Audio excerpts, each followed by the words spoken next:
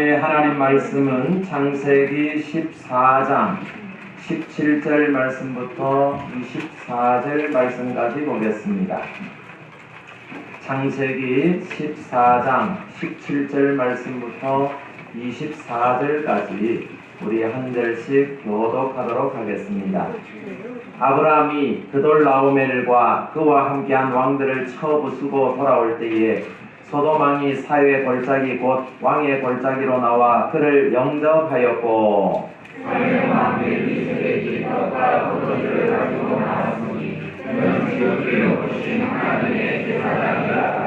그가 아브라함에게 축복하여 이르되 천지의 주제이시여 지극히 높으신 하나님이여 아브라함에게 복을 주옵소서.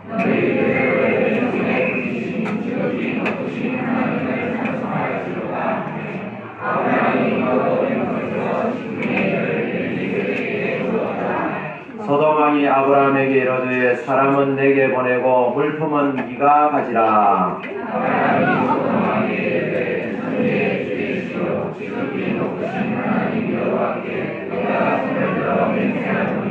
네 말이 내가 아브라함으로 치부하게 하였다 할까 하여 내게 속한 것은 실 한 오락이나 들매끈 한 가닥도 내가 가지지 아니하리라.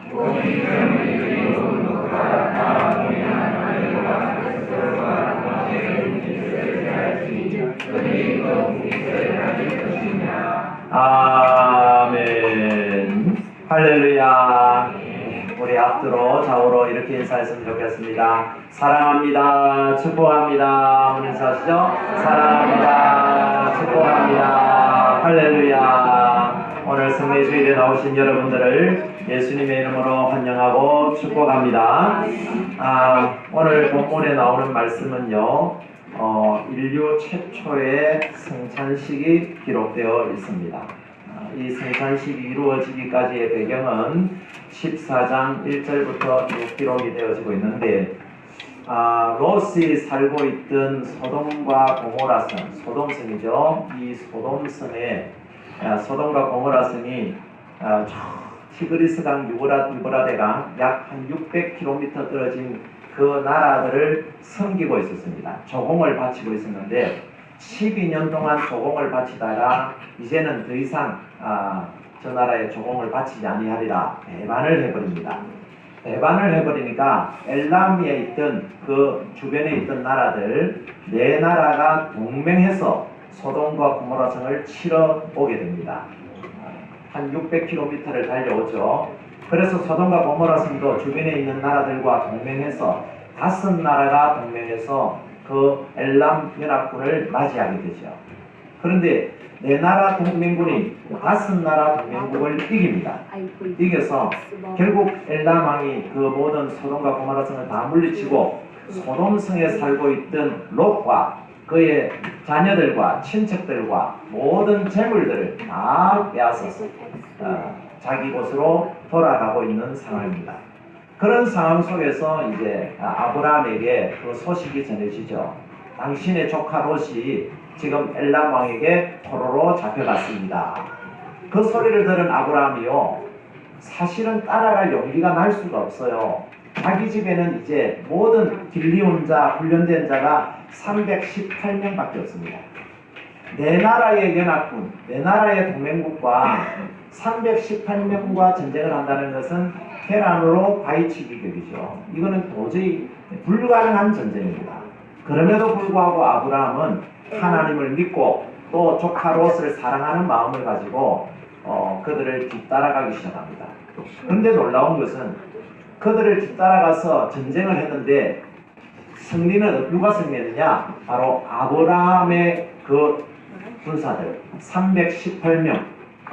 그 318명이 네 나라 동맹국을 이기고 여러분 롯을 데려오고 그의 가족과 친척과 재물들을 다 빼앗아 돌아오고 있는 중이었습니다. 이런 중에 지금 누가 찾아가느냐 하면 18절 말씀 보세요. 오늘 말씀 18절 말씀. 살렘 왕 멜기세덱이 떡과 포도주를 가지고 나왔으니 그는 지극히 높으신 하나님의 제사장이었더라. 살렘 왕 멜기세덱. 이 살렘 왕이라는 것은 살렘은 샬롬이죠. 샬롬, 평화의 왕, 평강의 왕.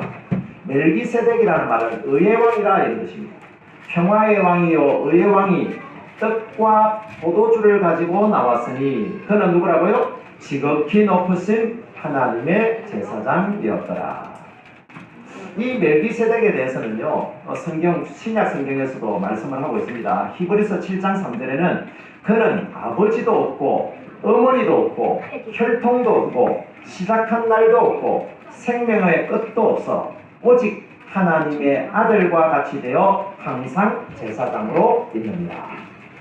지금 이 창세기 14장에 나오는 이 멜기세덱이 신약 성경에는 누구라고 말하냐면 하나님의 아들 예수 그리스도다. 그렇게 말씀을 해요.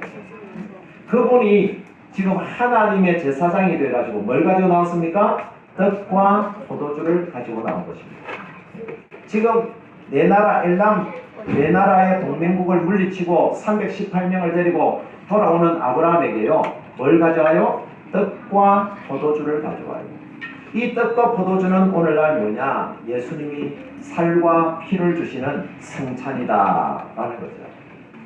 그래서 예수님은 지극히 높으신 제사장으로서 지금 자신의 살과 자신의 피를 가지고 아브라함에게 지금 주시는 것입니다. 여러분, 제사장은 뭐 하는 게 제사장입니까? 하나님과 인간을 서로 중보하고 화목케 하는 자가 제사장이죠. 구약의 제사장들은 다 희생제물을 통해서 그렇게 하나님과의 화목을 다졌지만 가장 위대한 제사장, 지극히 높으신 제사장이신 예수님은 다른 어떤 희생제물로 그렇게 중보자의 역할을 한 것이 아니라 자신의 살과 자신의 피로 말미암아 자신의 생명을 드림으로 온전한 제사를 드린 영단번의 제사를 드린 가장 위대하고 가장 높으신 제사장인 줄로 믿습니다. 그래서 우리는 죄인이기 때문에 예수님의 그 살과 피의 공로가 없이는요 결단코 우리는 구원을 얻을 수 없어요. 죄인이 하나님 앞에 갈 수가 없어요. 마찬가지로 이 아브라함이 롯을 구출하는 것, 이거는 불가능한 일이에요. 죄인이 하나님 앞에 가지 못하는 것처럼 롯을 그 엘람 동맹국 4개국 동맹국과 싸워서 318명으로 그를 건져내고 구원해오는 것은 거의 불가능한 일이에요. 그런 불가능한 일을 가능케 하신 일이 뭐냐? 그 원인이 뭐냐? 바로 멜기세덱이 가지고 온 떡과 포도주를 통해서 알 수가 있는 것이죠. 뭡니까? 바로 우리 예수님의 살과 피, 이 성찬의 효력이 이를 원할 수 있게 만드셨다. 여러분, 오늘 성찬을 하게 될 텐데 이 성찬을 하면서요 그냥 하는가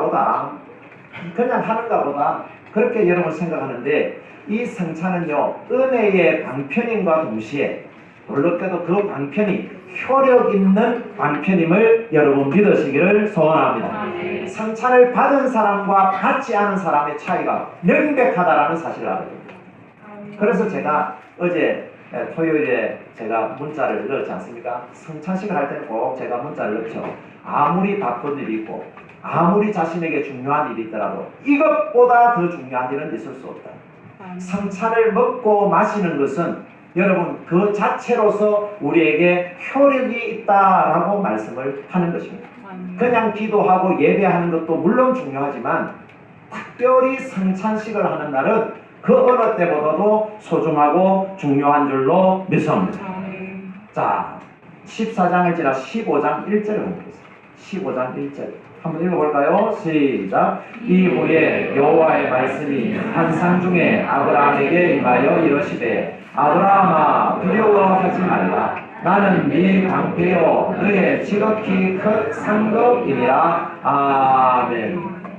지금 이게 뭐 약속에 대한 씨에 대한 그런 염려이기도 하겠지만 또 한편으로 보게 되면 아브라함은 지금 두려워할 수밖에 없는 게 뭐냐면 엘람 4개국 동맹국과 싸워서 지금 롯을 구출해 왔기는 왔지만 불가능한 것을 가능하게는 했지만 인간인 이상은 두려울 수밖에 없죠. 복수를 하지 않을까, 보복을 당하지는 않을까 두려워할 수밖에 없는 그런 상황 속에서 하나님은 뭐라 그럽니까? 나는 너의 방패요 너의 지극히 큰 상급이니라. 할렐루야. 하나님께서 우리의 방패가 되시고 지극히 큰 상급을 주시겠다. 그렇게 말씀하시면서요. 자 보세요. 14장 19절 14장 19절 한번 보세요. 14장 19절 읽어봅니다. 시작. 그가 아브라함에게 축복하여 이르되 천지의 주제이시오 지극히 높으신 하나님이여 아브라함에게 복을 주옵소서. 아멘. 아브라함에 뭘 주다고요? 복을 주옵소서. 지금 성찬식을 하는데 축복 기도까지 들어갑니다. 예수님께서도 떡을 떼시고 그 다음 뭐라고 되어 있습니까? 성경에 축사하시고 떡을 떼시고 나누어줄 때에 예수님이 제자들과 더불어서 겟세마네 동산에 올라가기 전에 그러죠? 마지막 만찬 성찬을 하면서 축사하시고 떡을 떼어줍니다. 축사하신다는 말은 축복하신다는 말이에요. 여러분 이 성찬은 그냥 성찬이 이루어지는 게 아니라 축복과 함께 성찬이 이루어지는 줄로 믿습니다. 이런 축복을 받은 이 창세기 14장 이후로요 아브라함에게 있어서 놀라운 일들이 막 계속해서 이루어집니다. 하나님께서는 아브라함이 가는 길마다 복에 복을 더해서 가는 곳마다 형통하게 하신 줄로 믿습니다. 그게 성찬의 효력이에요. 성찬을 받고 나가게 되면 여러분 아브라함이 받았던 그 풍요로운 복이 저와 여러분에게도 동일하게 임하게 되기를 소원합니다. 자, 이렇게 하나님의 놀라우신 축복을 받고 성찬을 받은 이런 아브라함의 반응이 뭡니까? 이런 아브라함의 반응 뭐죠? 바로 아브라함이 멜기세덱에게 뭐랬죠? 바로 10의 1조를 하나님 앞에 드리는 그런 역사를 우리가 이제 보게 되죠. 하나님 앞에 최초로 열의 하나를 구별해서 10의 1조를 드리는데 20절 한번 보세요. 20절 너희 대적을 내 손에 붙이신 지극히 높으신 하나님을 찬송할지로다 하며 아브라함이 그 얻은 것에서 10분의 1을 멜기세덱에게 주었더라. 멜기세덱 예수 그리스도는 자신의 생명을 아브라함에게 줬습니다. 구원의 은혜를 주셨어요. 그에 비하면 아브라함은 뭘 줍니까? 10분의 1을 멜기세덱에게 주었더라. 그래서 11조의 표시가 여기서 나오는데 11조의 개념은 뭐냐면 뭐 열의 하나를 드린다 이 개념이 아니에요. 나의 모든 것이 다 누구의 것이라고요? 주님의 것입니다 라는 고백이죠. 나의 모든 것은 다 주님의 것입니다. 왜냐하면 아브라함이 롯을 구원해서 올 수 있으면 불가능을 가능케 하신 전능하신 하나님 자신의 살과 피로 구원해 주신 하나님 덕택에 그게 가능했다라는 걸 인정하는 것이죠. 나의 모든 것이 다 주님의 것입니다. 나의 나된 것이 다 하나님의 것입니다. 이것을 고백하는 것이 바로 아브라함의 11조의 개념이에요. 이제 출애굽기에 가게 되면 6월절에 어린 양을 잡아서 어린 양으로 말미암아서 어떻게 됩니까? 그 집에 있는 장남들이 다 죽지 않고 구원을 얻죠. 그래서 하나님께서 그럽니다. 어린 양이 죽음으로 말미암아 너희들 이제 모든 처음 난 새끼들은 사람이건 짐승이건 처음 난 것들은 다 내 것이다. 그 말은 무슨 말입니까? 모든 것이 내 것인데 그 중에서 특별히 처음 것을 나에게 드려라. 하나님은 오늘도 나중에 찬송하겠습니다마는 나는 너를 위하여 몸버려 피 흘려 죽었건만 너는 나를 위하여 무엇을 하느냐라고 묻습니다. 우리는 이렇게 성찬을 효력 있는 성찬을 이렇게 받습니다. 성찬을 받으면 하나님께서 축복해 주시고 하는 사업마다 학창마다 여러분 가정마다 복을 받게 될 줄로 믿습니다. 그런 복을 받는 것은 다 좋아하는데 내가 하나님 앞에 나의 모든 것이 다 주님의 것입니다 라고 고백하는 신앙 고백은 너무나 적더라는 거죠. 오늘 사실 이렇게 주의를 지키기 위해서 이 자리에 나오신 여러분들은 나의 시간은 하나님의 것입니다 라는 고백이 있었기 때문에 오늘 이 자리에 나온 줄로 믿습니다.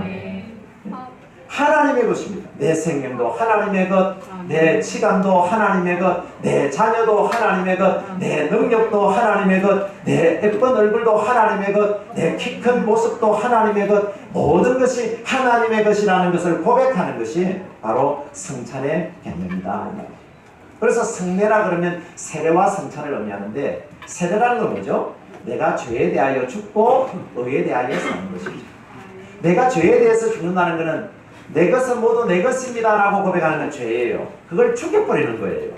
의에 대하여 산다는 것은 하나님, 내가 살아나고 내가 구원받고 내가 하나님 자녀된 것은 전적인 하나님의 은혜임을 고백합니다. 이것이 의에 대하여 사는 거예요. 그래서 오늘 세례 받으시는 우리 여러분, 정말 이제는 내가 죽고 주 안에서 살아나는 그런 은혜가 있게 되기를 소원합니다.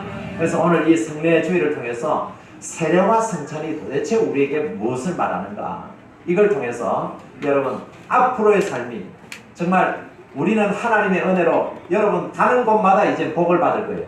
효력 있는 은혜의 방편이에요.